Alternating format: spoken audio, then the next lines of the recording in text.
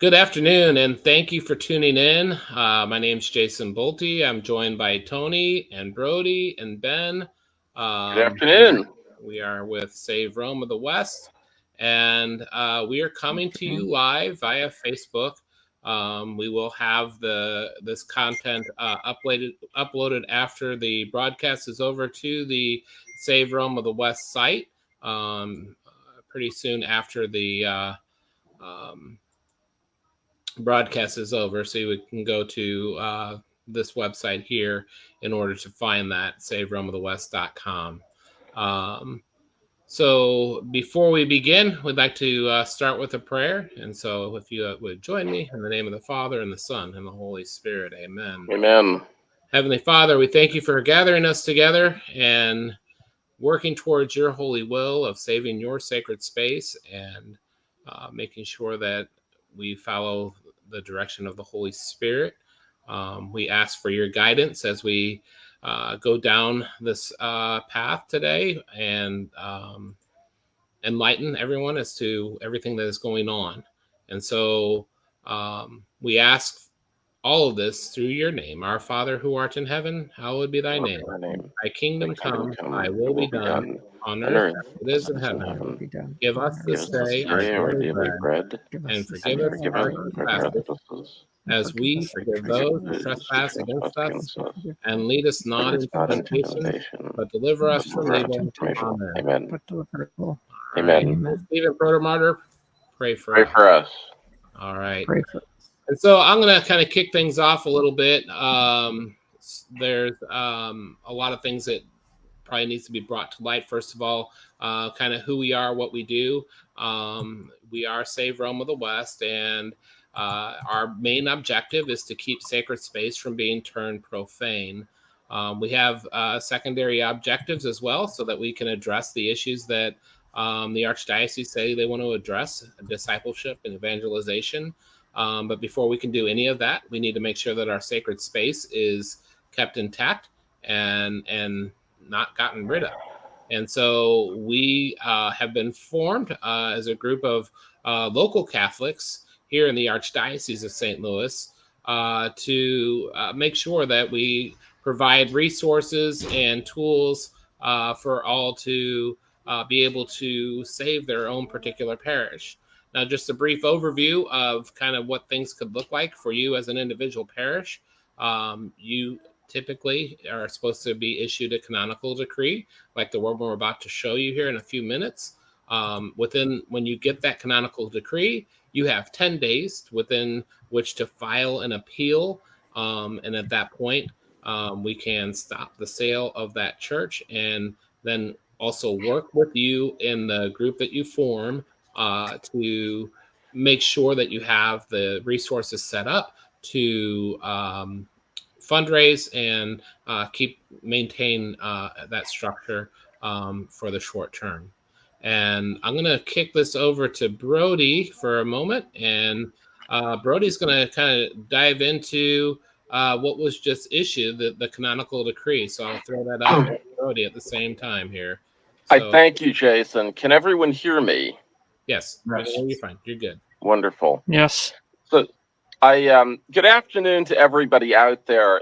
My name is Brody Hale. I am an attorney who resides in Massachusetts and is a Catholic, and I have been a Catholic since birth, and I've been advising the good folks here with Save Rome of the West for the last year plus. And one of the things we've been preparing for was the issuance of the decrees which will bring about the closures of churches and parishes. And those are two separate things, and we're going to go through that again today within the Archdiocese of St. Louis. Now, we were fully expecting that those would come generally as a group after the conclusion of is it Making All Things New or All Things New? I can never tell the difference between this one and the one they used in the Archdiocese of New York, because the names are literally nearly identical. What are we calling this one, Jason? This is going to be called All Things New. All Things New. We took out the making, and we had a nice new name, didn't we? Yes, indeed. Yeah. Mm-hmm. So in the all things new process, we were expecting decrees to come down as a block, basically, all at the end of the process, basically to carry out what the Archbishop decided. And what very possibly he's already decided. Let's be very clear on that. I have my doubts as to, how truly open this process is or will be. But leaving that aside, we thought these decrees would come down as a block. We were surprised, to say the least, on Friday last, April 1st, when we saw a decree come down for a church located in Carondelet in St. Louis City. And we were quite disturbed by this based on a number of points, which I'm going to go through today, which relate to decrees and how they work and what they do and how they're supposed to be made known to the public. And while I'm disturbed by this, profoundly so, to be perfectly honest with all of you who are watching out there, I'm honestly grateful in some ways that we're seeing this before the onslaught of decrees, because it prepares us all for what will be coming and for perhaps some of the tactics which are going to be employed by the Archdiocese of St. Louis that we need to be ready for, so that we do not lose the churches and parishes that we have without having the right to appeal their loss. And that is key, and we're going to go through a number of pieces. So the way that I'm going to do this, and the way that we're going to proceed through this today, I'm first of all going to go through this decree. I'm going to talk about each piece of it and what it means. Then I'm going to talk about some flaws in this decree and why this particular situation is so problematic.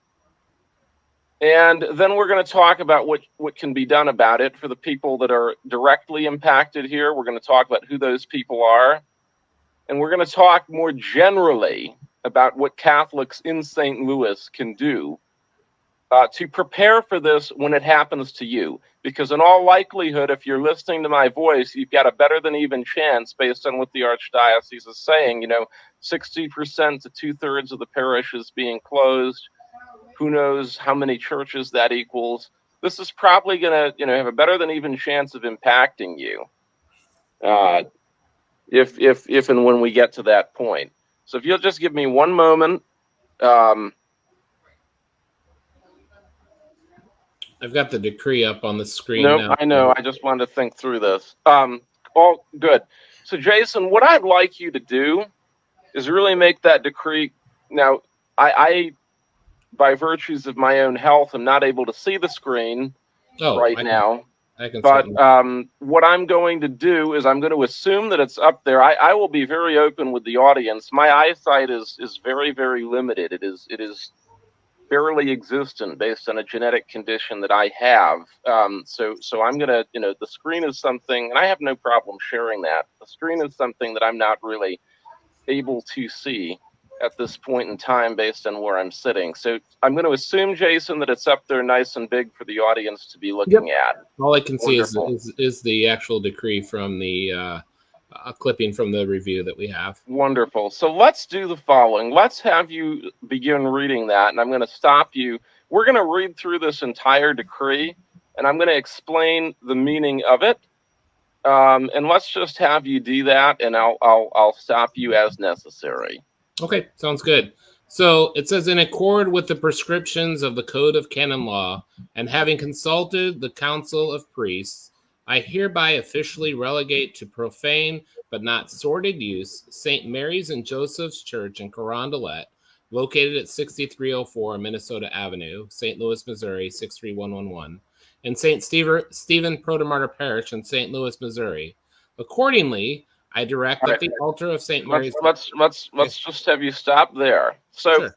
We've learned a little bit in that first piece. We've learned that he's going to relegate a church called Saints Mary and Joseph to profane but not sordid use. Okay? And we've learned that this church is located, obviously, in Carondelet, and it's located within the boundaries of St. Stephen Proto-Martyr Parish. Well, let's just back up on a couple of those points just to make sure we know why all this stuff is happening. So those 3 points.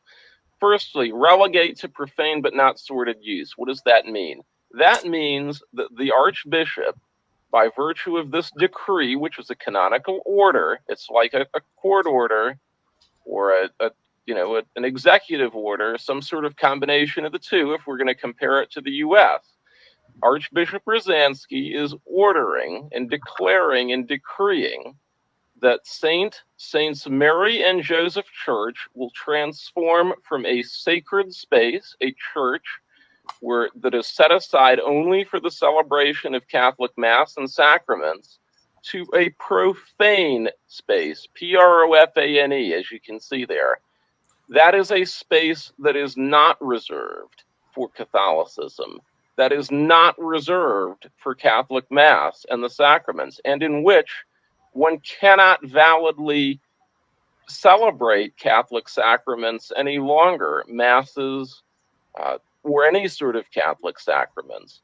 Archbishop Rosansky, by virtue of this decree, is making it impossible for Saints Mary and Joseph Church to continue to be a Catholic sacred space at this time. And in the future, permanently, unless he or some other archbishop changes this or it is overturned. So let's just understand this. Once this decree takes effect, this church is no longer a Catholic church. And that's a massive step. Okay, when a Catholic church is dedicated, it's supposed to be given over perpetually, forever, to use as a sacred space. It's not supposed to change unless there's a really serious reason why that should happen, called a grave cause, and we'll come back to that in a second. So this is a very, very, very important action that Archbishop Rosansky is taking. He is literally taking this church out of space reserved only for God through Catholic worship, and he's putting it back into the rest of the world, taking away one more piece of the world that was reserved for God's use as a Catholic church only. So this is a very significant action. Now, the second thing we got to understand is, why is it the case that this church is part of St. Stephen Proto-Martyr Parish? Well, let's just review this site a little bit, okay? Saints Mary and Joseph Church used to be the main church or the parochial church of Saints Mary and Joseph Parish in Carondelet. And in 2005, when Cardinal Burke was Archbishop, he eliminated Saints Mary and Joseph Parish, and he merged it into St. Stephen Proto-Martyr Parish. Now, it's kind of ironic that we're dealing with St. Stephen Proto-Martyr Parish here, seeing as the name of my nonprofit organization is the St. Stephen Proto-Martyr Project, but there is no connection, obviously, between the parish and my organization. It's just rather ironic, as I say, that we're starting out things in St. Louis on that foot, as it were.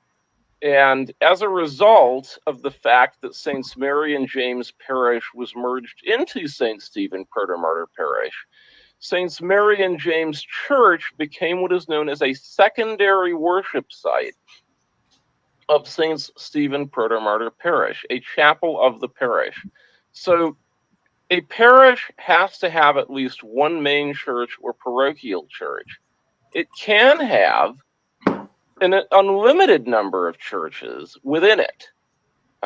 It can have, 1, 2, 3, 4, 5, whatever churches within it, if there is a reason or a need for that to happen. So after Saints Mary and James Parish was eliminated, Saints Mary and Joseph Church, which used to be the parish church of Saints Mary and Joseph Parish, became a chapel or a secondary worship site of St. Stephen Proto-Martyr Parish. So that's why we have the church described as being in the boundaries of St. Stephen Proto-Martyr Parish. And again, the other thing that this decree makes note of is the address of Saints Mary and Joseph Church, and just specifically identifies the piece of property in question. Now, we're going to keep reading. I would just also make note and keep the screen on the decree, Jason, that this is a very significant action, because while this particular Saints Mary and Joseph Church was built, from what I understand, in 1940, this site has had a Catholic church on it for over 200 years. It's one of the oldest pieces of Catholic sacred ground within the city and Archdiocese of St. Louis. So to be losing that is extremely, extremely significant. All right, let's have you proceed, Jason. Okay. I direct that the altar of Saints Mary and Joseph Church be removed per Canon 1239. I'm guessing that's subsection 1. That's correct. All right. A sacred edifice which has been... All right, let's stop right there. So after the church has been relegated to profane but not sordid use, meaning permanently closed, the altar has to be removed. I don't know what kind of altar is in Saints Mary and Joseph Church, to be perfectly honest with everyone present and watching this, because I've not been inside of it. But, you know, this is the case because an altar cannot be used for profane purposes, for non-mass purposes, once a church is closed. And we see examples of bishops not having attended to this fact throughout the U.S. There are brew pubs that use altars as bars in various parts of this country. There are other places where altars have not been safeguarded. And as a result of that, it's really, really a bad thing, because canon law does not permit an altar to be used for anything other than as the place upon which the holy sacrifice of the Mass is conducted. So in accordance with his actions, Canon 1239, Section 1 requires that he remove an altar, the altar from Saints Mary and Joseph Church, or multiple altars if they happen to be in there, to make sure that they won't be abused. Now, that can be as simple as taking them out, if they're movable and easily removed, or it can lead to, if it's not a table altar or something of that size, and depending on what the Archdiocese wishes to do, we can have scenes that are reminiscent of what transpired after Vatican Council II, where altars are smashed to bits with sledgehammers. So if the Archdiocese were to deem it impossible to remove the altar from Saints Mary and Joseph Church, and again, I'm saying if, because I don't know what type of altar is in there, they could decide to simply smash it to bits with sledgehammers to make sure that it would no longer be able to be used in a problematic way after the church is permanently closed and sold, or whatever they're going to do with it, demolished. I have no idea what the Archdiocese's plans are here. So that's what is meant by the removal of the altar piece in this decree. Go ahead, sir. Oh, you're we're with you. Nothing was said. No. I just mean with the proceeding with the reading. I'm sorry. It's totally cool. So it says a sacred edifice which has been given over perpetually for divine worship should retain that sacred character if at all possible.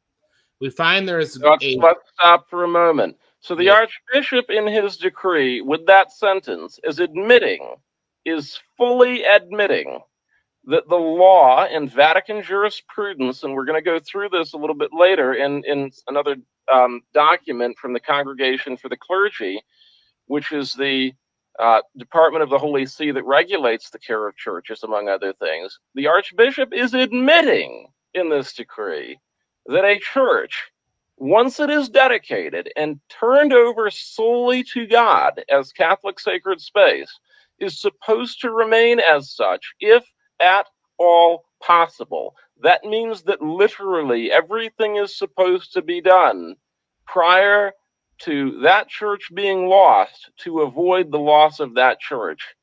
And that is profound, and I'm very glad that His Excellency put that in the decree and made that clear, so that it can be seen by every Catholic out there who happens to look at this and look at everything else the Archdiocese is going to do, to be aware that that is in fact what the law requires. Now we're going to keep going, and we're going to see what the Archbishop says next. Okay. So from there, he says, if at all possible, we find there is a grave cause which requires that Saints Mary and Joseph Church be relegated to profane but not sordid use, which is financial impossibility of St. Stephen's Proto-Martyr Parish to maintain St. Mary's and Joseph Church as a place of worship. Stop. Okay. So here we have what His Excellency is citing as his cause of action to justify the closure, the permanent closure of Saints Mary and Joseph Church. And what he's using and what he's saying here, what Archbishop Rosansky is arguing, is that the grave cause, which means very serious, extremely serious cause under canon law. Let's remember, we have two types of causation under canon law: just causation and grave causation. And if we compare it to American law, we could say that just causation is like, a preponderance of the evidence, a lower standard. Grave causation could be compared to guilt, being guilty beyond a reasonable doubt. If we want to make a sort of not absolute comparison, but a very general comparison. So in order to close a church permanently, a bishop or archbishop, known as the ordinary of the jurisdiction, so Archbishop Rosansky is the ordinary of the Archdiocese of St. Louis, he needs to cite a grave cause to justify permanently closing, relegating to profane but not sordid use, Saints Mary and Joseph Church. And what he's arguing here is that St. Stephen Proto-Martyr Parish is not financially able to keep maintaining Saints Mary and Joseph Church. Now, on its face, financial insufficiency can be held to be a grave cause. There's basically two grave causes out there on their face.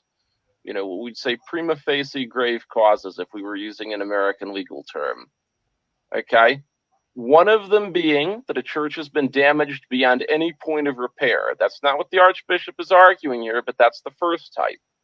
The second type of grave causation, which on its face is sufficient to justify the permanent closure of a church, its relegation to profane but not sordid use, is if it is financially impossible for that church to be maintained. But let's look at the Archbishop's decree for a moment. Do we see, Jason, him saying that it is financially impossible for anyone to maintain Saints Mary and Joseph Church? Is that what he said? No, in fact, what did he say? He said that it was the financial impossibility of the St. Stephen Proto-Martyr Parish to maintain the church. Exactly. Worship. So, and therefore, go ahead. I'm sorry. Go ahead. No. I want to go right ahead. No, I'm just saying therefore, it's basically stating that anybody else that would have the financial means to take care of that has not even been put into the equation. Exactly. Whatsoever. Yes. Exactly. So this is very disturbing because that's exactly what it's saying, Jason. You are 100% correct. The Archdiocese and Archbishop haven't even bothered, by all appearances, and we have spoken, in case anybody out there from the Archdiocese wants to watch this, okay? And I hope you are, because I want you guys to understand that we know what you're doing, and we're going to make the rest of the Archdiocese aware of what you're doing. We have spoken to people, parishioners who attended St. Mary and James Church and who also attended St. Stephen Proto-Martyr Parish. We have spoken to them, and we are fully aware of the fact that the Archdiocese of St. Louis has not ever, according to them, and they would know, I don't see how they wouldn't, given their long connection to this church, multi-generational, and connection presently to St. Stephen Proto-Martyr Parish. There have not been attempts made, and if let me be also clear, just for the purposes of being charitable, if what the information we have been given by parishioners is wrong, please send us proof of that, and we'll happily go on here and correct it. But what we have been told is that no attempt was made prior to this decree coming down, And prior to other actions that we're going to go over in a moment, there was no attempt made to ever permit an alternative group of Catholics who have the right, if given the if they wish, who have the right to take care of Saints Mary and Joseph Church, or any church for that matter, which a parish is not financially able to care for. No attempt was made to find such a group of Catholics before this church was targeted for permanent closure, relegation to profane but not sorted use. And that is a massive no-no under canon law. An archbishop or bishop can't just say, well, the present owner of a church can't care for it as a Catholic sacred space, therefore it's got to be permanently closed. That's not how it works, okay? That is an insult to the Catholic faithful if that is how an archbishop is going to actually run his archdiocese, because it is absolutely the case that before a church is permanently closed, taking it out of that space reserved for God and Catholic worship, that any Catholic who wishes to have the chance to care for it at their sole expense has to be given the right to do this. And if this is what we are seeing with Saints Mary and James Church, it sends shivers up my spine to think of what we are going to see with other churches going forward. I'm sorry, Jason, go ahead. Oh, no, I was just correcting you. You keep calling it St. Mary and James. It's St. Mary and Joseph. St. Mary and Joseph. My apologies to everyone present. There is another church that I've worked with called St. Mary and James in the past. Thank you. Right. Thank you very much. I'm aware that in my last episode of this podcast, I also used another word incorrectly. Yes, sometimes my brain moves faster than my lips, so I thank you for correcting that. But that is a massively big deal. All right, let's keep going. Sure. So the spiritual needs of the faithful continue to be provided by the St. Stephen Proto Martyr Parish. This decree takes effect March 7th, 2022. The publication of this decree in the official Archdiocesan newspaper, the St. Louis Review, will be presumed as the official notification of this action.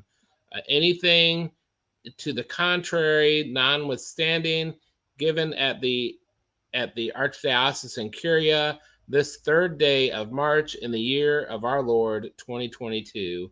And then it's signed off as, Archbishop Rzansky and Monsignor Jerome Billing. Now, the thing that blows me away about this piece, and I know you're wanting to kind of comment on this, Brody, but this was issued last Friday, like 2 days ago. No, it appeared last Friday. It appeared last Friday. It appeared. Well, and even the date in the top corner of this review that it was actually put in, April 4th through the 10th.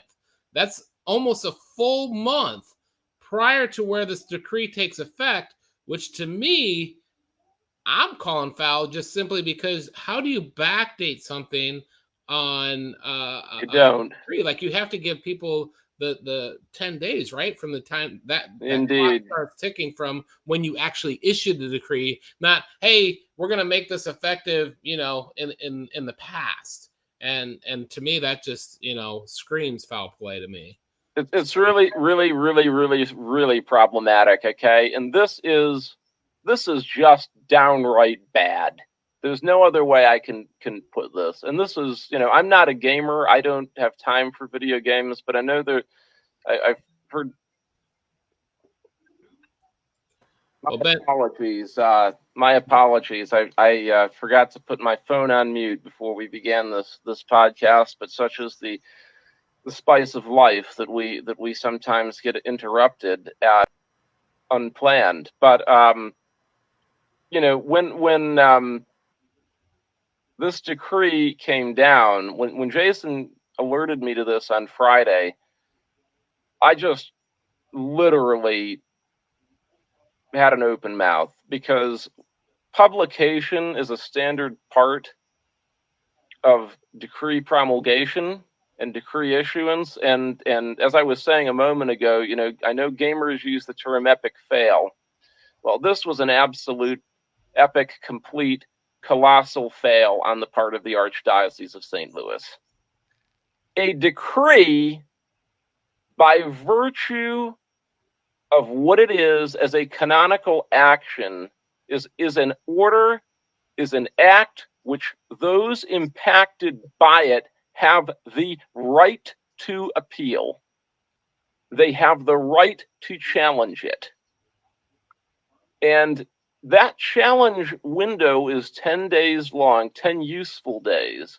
And we'll get into what that means in a moment. But that's not something which an archbishop can take away from the faithful so that his actions can simply be shoved down their throats unchallenged. Okay? That's not canonically possible. So when I see a decree that is dated March 3rd, and which is supposed to take effect on March 7th, printed in a newspaper for the first week of the following month, and delivered to people's homes on the first day of the following month, I start to get very, very suspicious. I start to wonder if it is in fact the case that the archbishop in question, or the bishop in question, was intentionally attempting to prevent anyone from appealing this, in his mind, trying to prevent that by, thinking that he could just publish this after the fact and thus eliminate the window, or if he was thinking that simply publishing it later, even though the window still existed, and I'll get into that in a moment, because the date was earlier, that people would think they had nothing, that they had no options, basically falsely lulling them into the idea that they couldn't challenge it. I have to wonder whether that's his plan. I mean, maybe it's just the case that there's an absolutely epic level of incompetence down at the Chancery in St. Louis. That's possible too. I don't know. Prove me wrong, guys, if you'd like. But this is beyond problematic. You cannot publish, if you are a bishop or archbishop, a decree a month after its issuance. You just can't do it. That's not proper. It must be communicated to the faithful at the time of its issuance. This is spelled out in canons 50 and 51 of the code, I believe. I'll have to go back and make sure of the exact reference, but it makes clear in the code that when a decree is published, and we will get into this in a few moments, when we look at some instructions from the Holy See, it is made very clear that a decree must be published and communicated to the faithful who it impacts. So the fact that this was published a month later is just truly, truly disturbing. And I want to make very clear, the fact that it was published a month later, and the fact, furthermore, that he stated in the decree that the St. Louis Review would be the means of communication, okay? He put that in the decree. He put that in there, that this would be the means of communication. And Jason, to be clear, we've been looking at this newspaper for several weeks now, have we not? For many weeks. Yeah, I was going to say, we've been looking at it for months. I mean, Tony would verify that, because that's kind of his. And you didn't see it, Tony, in the March issue that would have, in the issue that would have comported with this decree. It wasn't there, correct? No, it was not there.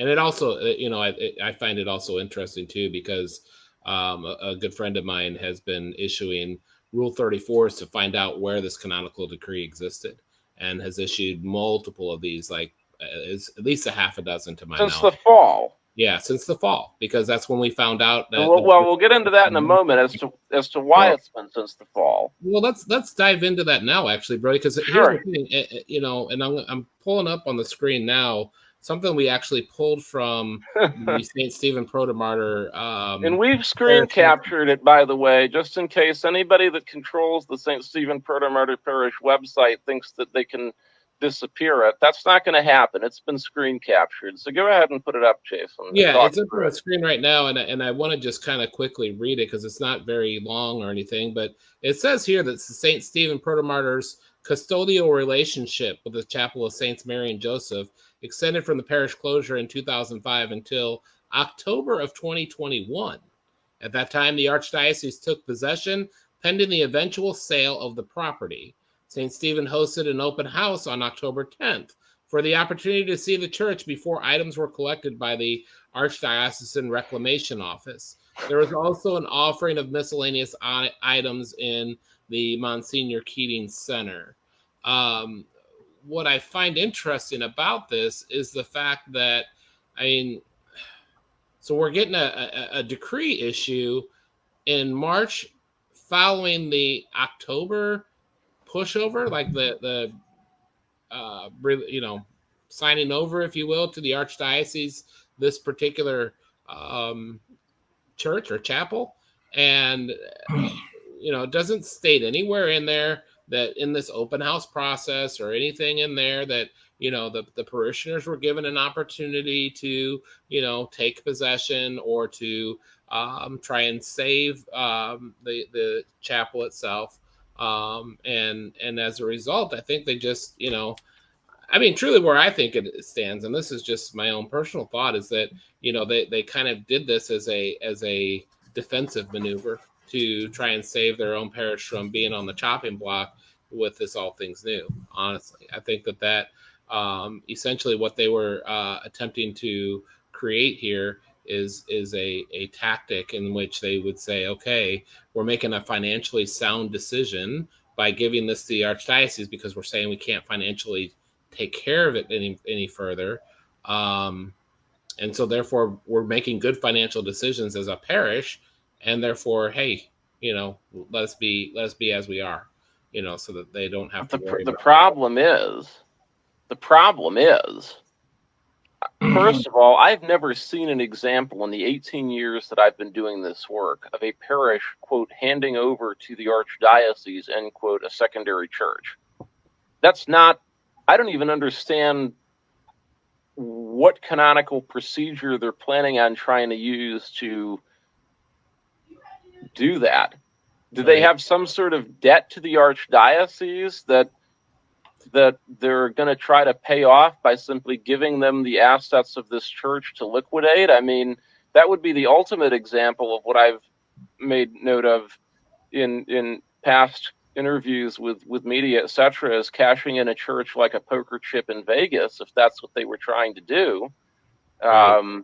I don't really... Go ahead. No, I mean, and that's the thing. Like, these buildings are not just poker chips, as you put it. They were set up for the worship of God, and exactly, and to just take and move things around in such a way, and we've got even further proof that shows it was on the MLS as of October. This is how we found out about it. I've got friends that are real estate agents that I've got them keeping their finger on the pulse of all of these types of situations so that we can be aware which of what's going on. Yeah, absolutely. So this was on the MLS back in October, gentlemen. We know this. Yeah, we've known this since then. We've been investigating this since then. We really haven't come to talk about it before now because we wanted the facts. Before we got on and talked about this with the public and what the archdiocese was up to.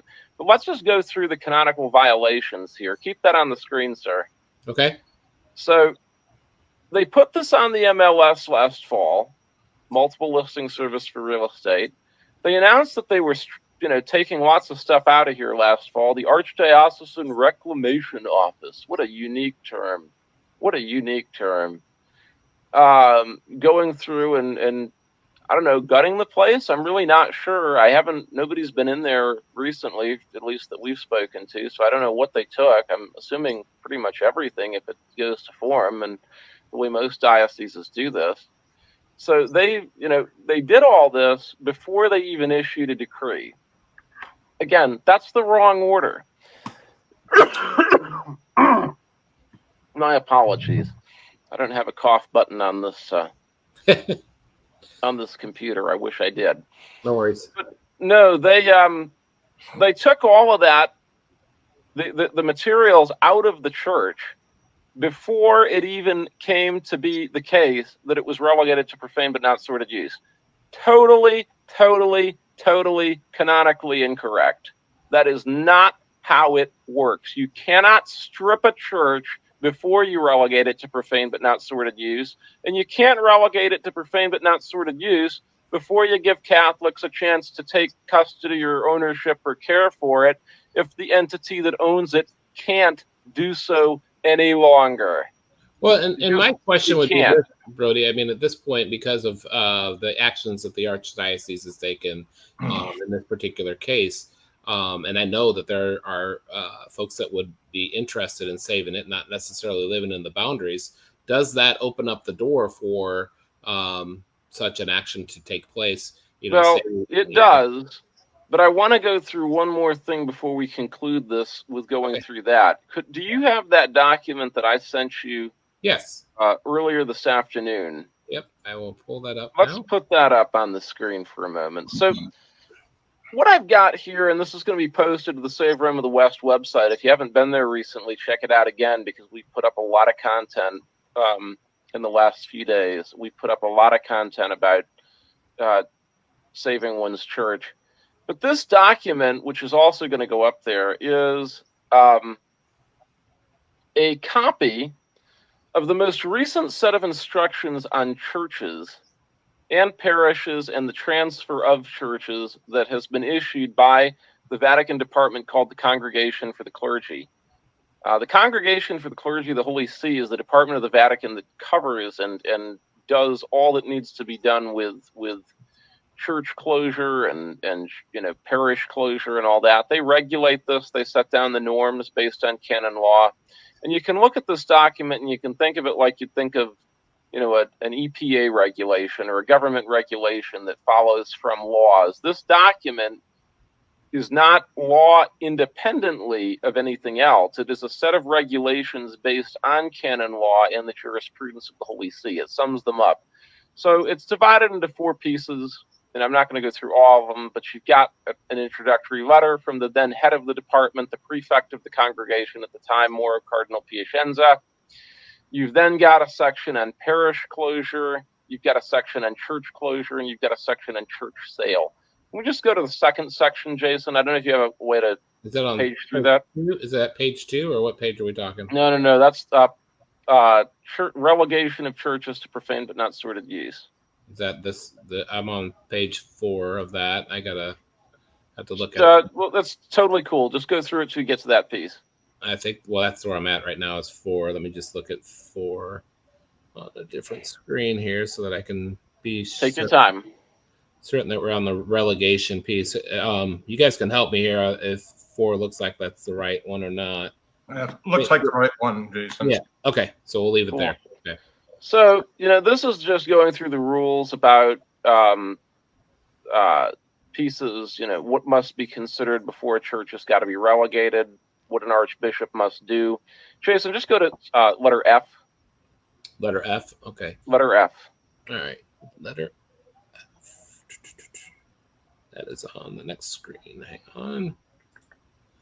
Letter F. Tony, you want to read that? According to this jurisprudence, the principal motivation for modifying a parish is a concern for souls. No. We wrong letter F, sir. We've got to go to letter F under church relegation. Under church relegation? Yes. All right. Hang tight, since I'm just starting to. Is that under the second? Do you know if that's under 2? I believe it's section 2. Okay. It should say finances. I think it's F. It could be G, but I think it's F. Okay, hang on. I'm looking at it again. I got 2 different screens going, so I apologize. It's totally cool. And you said it's second section, right? And yes, under church relegation, if we're not counting the introductory letter. Is that 2 there, Tony? That is 2. Closure of churches. F should be right here, yes? F is to assess the gravity of a cause. Each case must be considered individually. All right, maybe it's G. What does G say? When considering questions of that's it. My bad. It's G. Read it. Read G. Okay, G. When considering questions of finances, the relevant financial need is that of the juristic person which owns the church and is therefore responsible for it. Furthermore, it must be demonstrated that other reasonable sources of funding or assistance have been considered and found lacking or inadequate. So the second piece of that is the main piece. Obviously, when they're looking at funding, they're going to be looking at the funding of the owner. But what does that say, Tony? What is the second piece of that saying? Well, furthermore must be demonstrated that other reasonable sources of funding or assistance have been considered and found lacking or inadequate. Correct. And what does that tell you here? If we look back to, did the Archbishop do that with this particular decree? Not in that decree. That second portion was not addressed. No, exactly. And that's the big rub here. That's the problem. And if that is a massively problematic thing with regard to this particular situation. It was not addressed by all appearances. From what we've been told, it wasn't addressed. Again, if it was addressed, if somebody was given the chance to care for this church at their own expense and they said no, or if this was made public, as it should have been, that people had the right to do that, somebody in the Archdiocese, send us a document, send us how you did that, and we'll get on here and happily say that you followed the rules, okay? I will personally say it if you can illustrate that you did. I've not seen evidence of that. Now, Tony, go to the very end of this section. No, go to, I think it's either J or K. Just for the sake of showing people, let's take a look at causes of action that cannot on their face be cited to justify the closure of a church. We're talking about a church, not a parish, but let's just look at some of the things that can't be cited. Would you go to the previous page, Jason? I think was on there. Was it on there? Okay. I think it was. Yeah. Because churches can remain sacred edifices, even though they are occasionally or even rarely used. Jurisprudence has established that the following reasons in themselves do not constitute grave cause: a general plan of the diocese to reduce the number of churches, the church is no longer needed, the parish has been suppressed, the number of parishioners has decreased, closure will not harm the good of souls, a desire to promote the unity of the parish, and some potential future cause that has not actually happened yet. So I just want to make all that clear, okay? In case somebody in the Archdiocese decides that they want to try to use these causes or just slap them all together and say all these things are happening. We know you can't do that. Don't try it, please. Just save yourselves the problem of trying it and save us the trouble of appealing it. You cannot just cite these independently, okay, to justify the closure of parishes. Some bishops have been citing them all together, or sorry, not the closure of parishes, the closure of churches. This is what happens when I try to cover too much too quickly. You can't cite these to close churches. You can try, if you want to try to put them together in a conglomeration, have at it, but it's not going to do you any better in that respect, okay? Because we can illustrate that if a group is capable of taking care of a church on its own, okay, these aren't going to be justifications for an archbishop or a bishop that wants to destroy it to simply get away with doing that. If in fact such a group exists and has the resources to keep caring for a church. Now, at the very bottom, Tony, of this section, let's just go through. There's a piece down there at the bottom which talks about publishing this decree and how it must be communicated to the faithful. I just want to cover that so that everybody can see how this communication was lacking. Do you remember where about page? The very bottom of this section. I think the next page. I think I saw something like that on the next page. Okay. The bishop must give his decision by means of a written decree issued in writing at the time when the decision is given and then lawfully communicated without delay. The period of time during which hierarchical recourse may be presented begins with the lawful notification of the decree.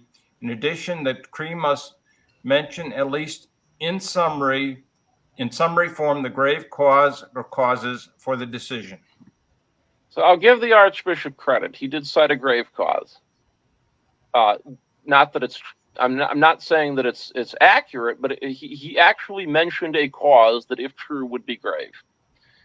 But he demonstrated the cause. That's the real question. That's the point. No, he did not. He did not demonstrate the cause, in my opinion, and he certainly did not issue the decree without delay. Right. Sorry, Your Excellency, you didn't. You did not. You can't say a month after the fact is without delay. So what I want to turn to is the part of that in terms of, lawful notification. Lawful notification of this decree occurred on Friday. So the appeal window has not closed on it. It is very much the case. Keep this thing up on the screen, just FYI, Jason. It is very much the case that someone, if they wish, who has standing, can still, within 10 useful days of Friday, appeal the relegation to profane but not sordid use of Saints Mary and Joseph Church. And based on all the mistakes that were made here, I'm not saying you'll win, but I'm saying this is a case that I'd like Rome to take a look at if somebody out there wants to challenge it. Tony, go down to the very final section. There's one other piece of this, we've got it on the screen, that I think people should look at. And that is the piece that talks about what should be happening to a church when the juridic person that owns it is no longer able to care for it. It's under the section of alienation. Okay. If it becomes necessary to alienate the edifice, various options listed in decreasing order of preference are for continued use as a place of Catholic worship, non-regulated. Non-relegated. All right, let's stop there. Sorry. Let's stop there. So if it is the case that the owner of a church can no longer care for it, there's an entire table which the Vatican set out of what the preferred outcomes are with regard to the future of that church. And at the very top, it makes clear in decreasing order of preference. So the first one is at the top, that is most preferred. Last one is at the bottom, which is least preferred. And it makes very clear that the first preference is always that a church be not relegated and turned over to some other entity which will use it as a place of Catholic worship. Read that specific number A or number I, whatever it is, one more time, Tony. For continued use as a place of Catholic worship, non-relegated. Exactly.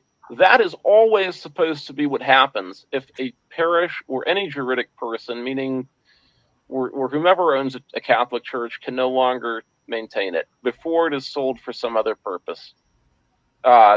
We don't see that here with Saints Mary and Joseph. We see that St. Stephen Proto Parish seems to have turned it over to the Archdiocese, whatever that means. And we don't see any attempt being made to keep it a Catholic sacred space or place of worship without being relegated to profane but not sordid use. And it says right there in black and white, that's what the preference is always supposed to be. Tony, what's number 3 on that list? Number 3 was for profane but not sordid use in keeping with the dignity of the edifice as a former church. That's number 3. Yes. So what they're doing right now by relegating it to profane but not sordid use and having put it on the multiple listing service 6 months ago, or thereabouts, illustrates that they jumped the gun, they jumped the line. I don't even see any evidence that they tried to put number 1 into practice here.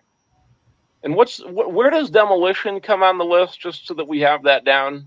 It's number 4. It's the very last one, isn't it? Yes, last one, number 4.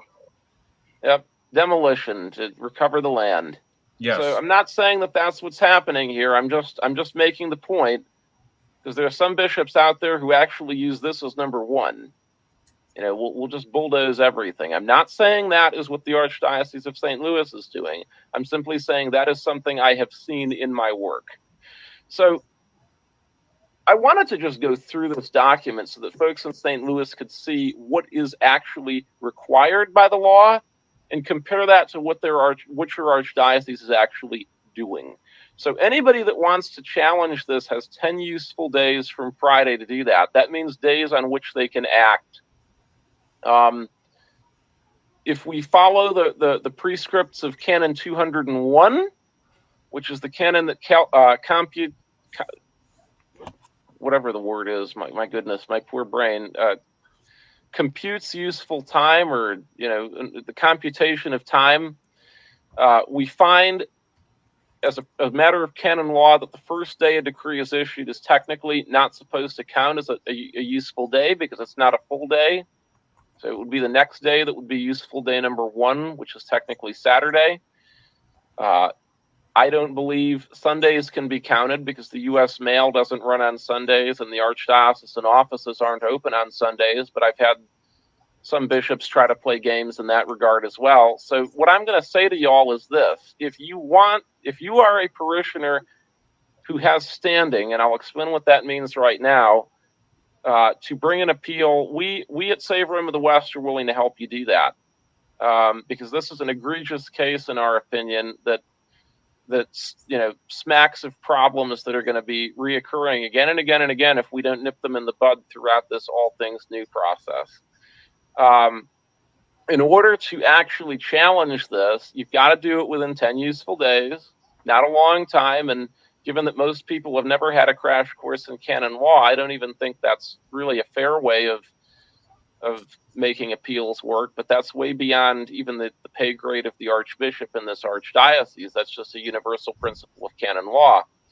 But you have to do it within the 10 useful days, and you have to have standing, which means you've got to be a parishioner of St. Stephen Proto Martyr Parish, living within what are known as the boundaries of that parish, meaning the piece of land on the map in St. Louis City, which this parish covers. So you've got to live in St. Louis City, within the boundaries of this parish, and be a parishioner of it.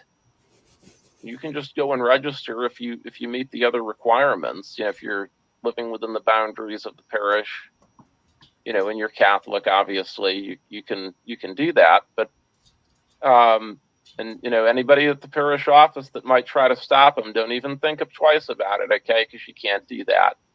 But if you are Catholic and you're a parishioner of St. Stephen Proto Martyr Parish, or you could be, and you live within the boundaries of the parish, within St. Louis City, whatever those boundaries are on the map, and we can figure that out. If you want to come and approach us, we'll figure that out for you. You have the right to appeal it, and we'll help you do that. The canonical appeal process is fairly complex, and while I explain it on the website, I'm not going to walk through it now, and I would highly encourage you not to try to do it yourself, because it's not really something. It would be like going to your next door neighbor for brain surgery. If he doesn't happen to be a brain surgeon, it's not going to likely end well. So that's the truth of the matter in terms of how the appeal would work, and where that all stands. And I'm sorry that I've been the one speaking for the last hour or so, but this was really important that we cover it, and we cover it in this detail. So, well, Jason, if you've got questions, yeah. Tony, Ben, I'm happy to answer them.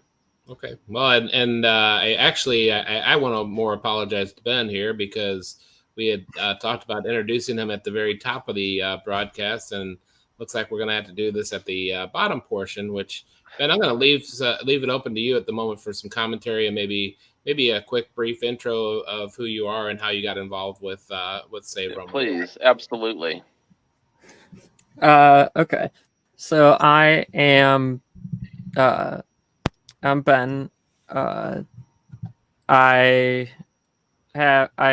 live in St. Louis Archdiocese. I go to St. Michael the Archangel Parish, but I got involved with Save Rome the West because I had heard when they first announced the All Things New initiative, I was quite concerned about it. It didn't sound very good for the archdiocese, it sounded like just a way to, close churches, maybe get some money out of it and stuff like that. So I was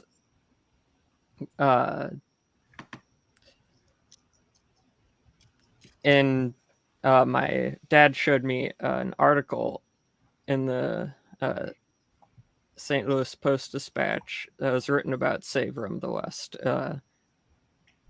and I found that like really interesting, and so I contacted Jason, and that's how I got involved with Save Rome the West.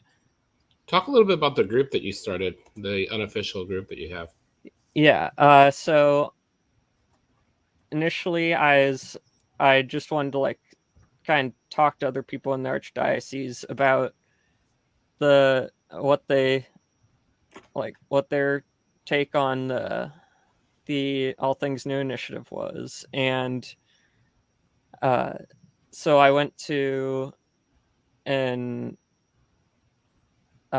Facebook group for St. Louis Young Adults, which is a group run by the archdiocese, and I wanted to just make a post, like asking everyone in the group what they thought about the initiative, and the people who are in charge of running that group did not approve the post, and saying this is not like the proper time or place to talk about it. You can there will be a survey and listening sessions for you to leave feedback about the initiative. And so I wanted to talk about it now. And so I made a group on Facebook called the Unofficial Archdiocese of St. Louis Discussion Group, and just started inviting like any of my friends who I knew still like are living within the archdiocese, and they started putting like in a link to the group in archdiocese Facebook posts, like the comments, and basically it's gotten fairly large now with over 300 people, and yeah, they're all people who are concerned and about the initiative, and all want to know like a bit more of what's really going on. Right. So after unpacking what we've unpacked today, Ben, what are your thoughts? Like what is this? Does this your eyes even further open now to what's really truly going to be happening here in the very near future?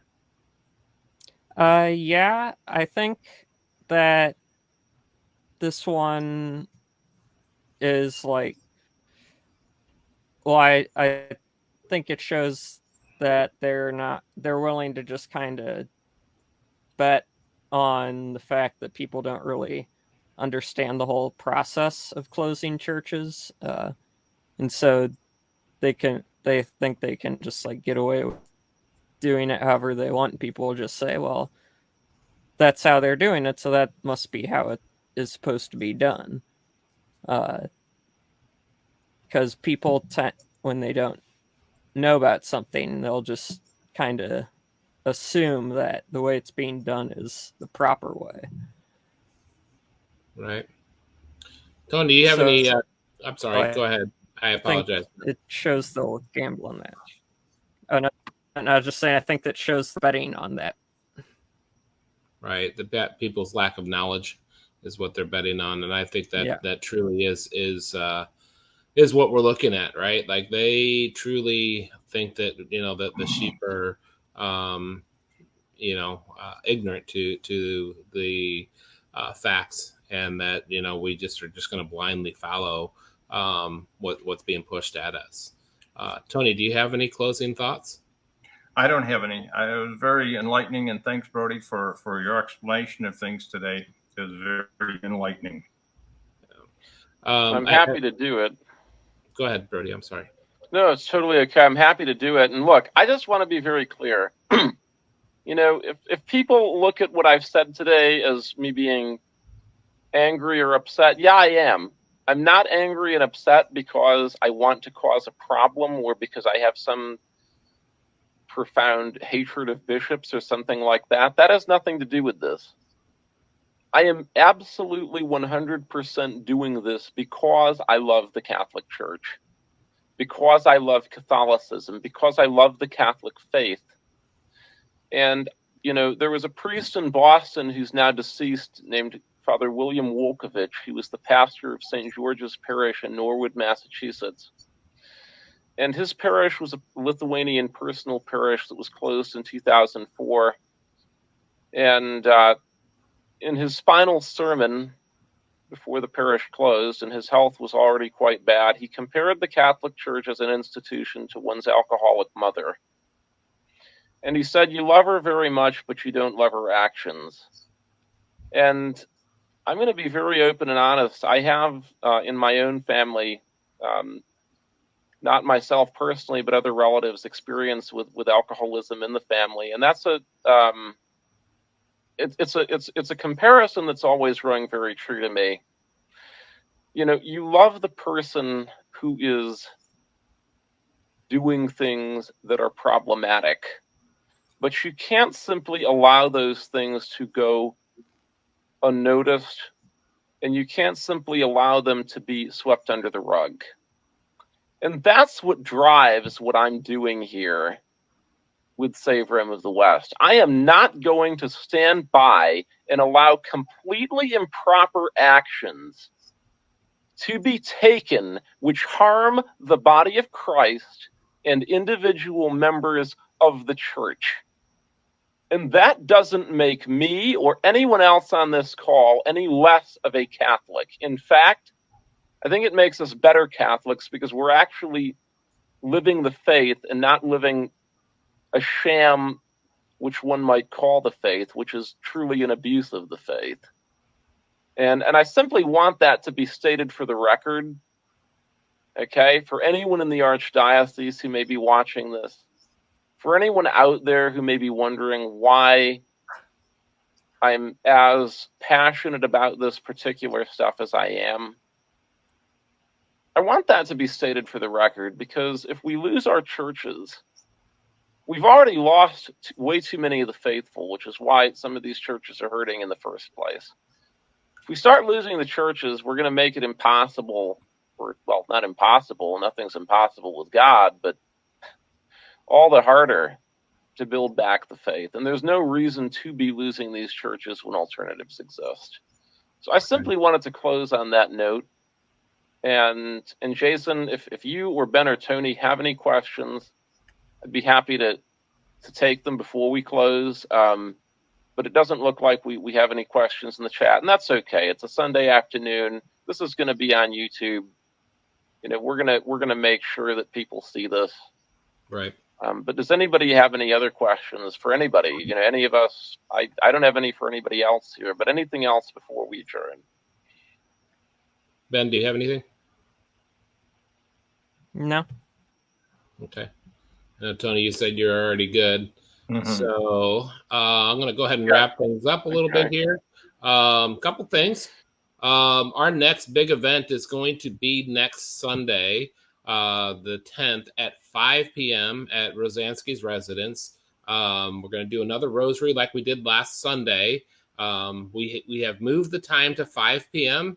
Due to the fact that the Archbishop is going to actually be meeting with all of the bishops in Missouri at that time. And so what better way to get his attention and to let him see that we are truly praying like he's asking us to in front of his house. So it will be at 5 p.m. in front of his residence. So I wanted to kind of make everybody aware of that as well, because it's a little bit of a time shift from what we had last Sunday. But at the same token, I don't want people showing up at 3 and nobody being there. So that is one major change, which will be put up on the Save Rome of the West site, which can be found here at saveromeofthewest.com. Also, we are affiliated with the St. Stephen Proto Martyr Project, and they can be found at churchpreservation.net. And that website's going to get a rework soon too, so yes. So stay tuned for that. Yeah, that is in the works as well. We have been diligently working, the whole team really, to try and ensure that we set a solid foundation for the future of the Archdiocese of St. Louis. And we want to make sure that you realize now you do have the option to donate, whether it be to Save Rome of the West or St. Stephen Proto Martyr Project. And the funds would be literally used to save the churches here in the Archdiocese, and any overhead that we have at this point, which is next to nothing, to cover those minimal costs as well. But it's something that we feel, if we can, that this would be a good starting point for saving, having the financial backing, if you will, not only of just one donor, but if we started pooling our resources together to ensure that we have the financial means to purchase these properties as they become available and maintain them and take care of them and make sure that they stay God's holy space.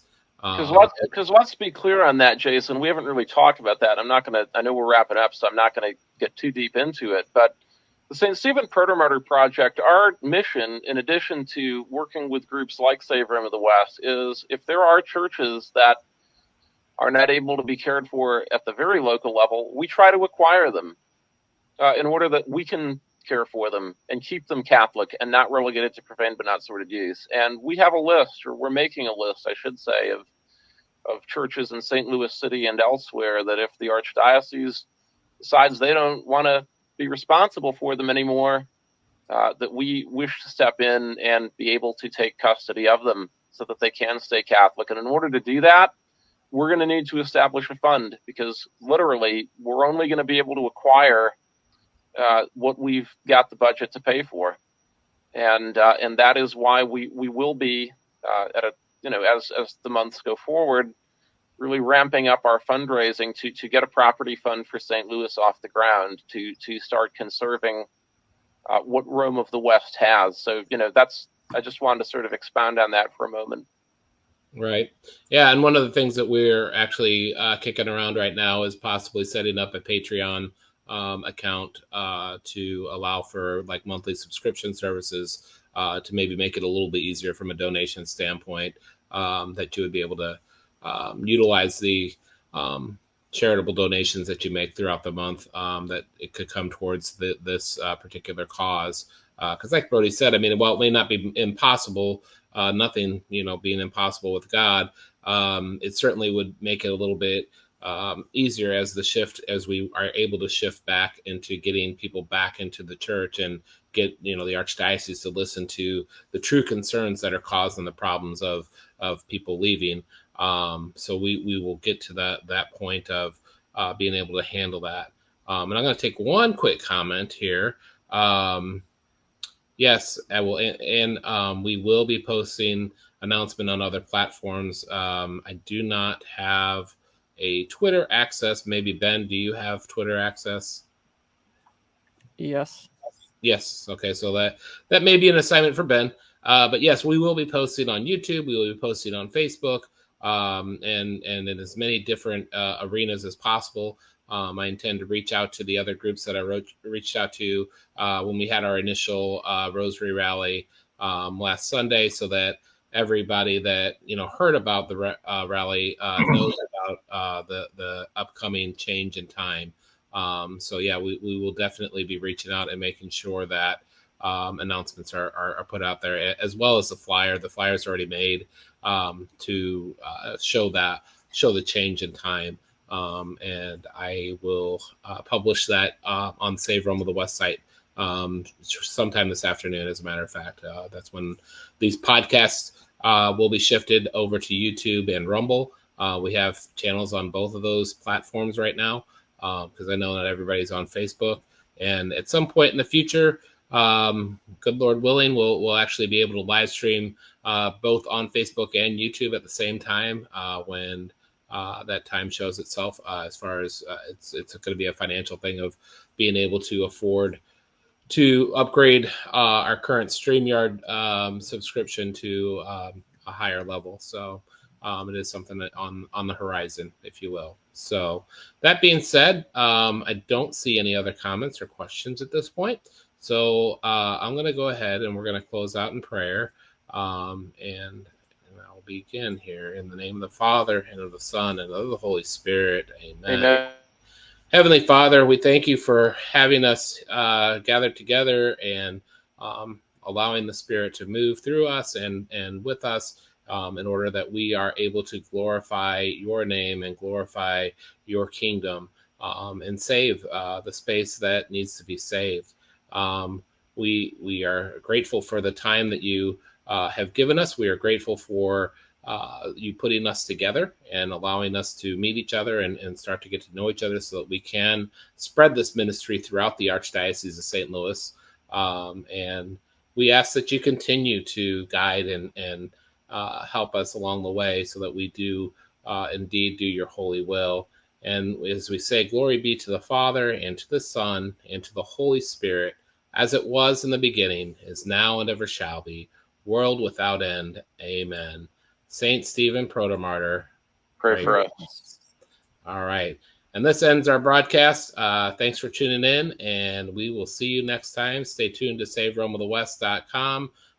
We will keep posted there when our next broadcast will be. More than likely, it will be within the next 30 days. It may be within the next week or two, depending on how fast things turn. So stay tuned. Thanks.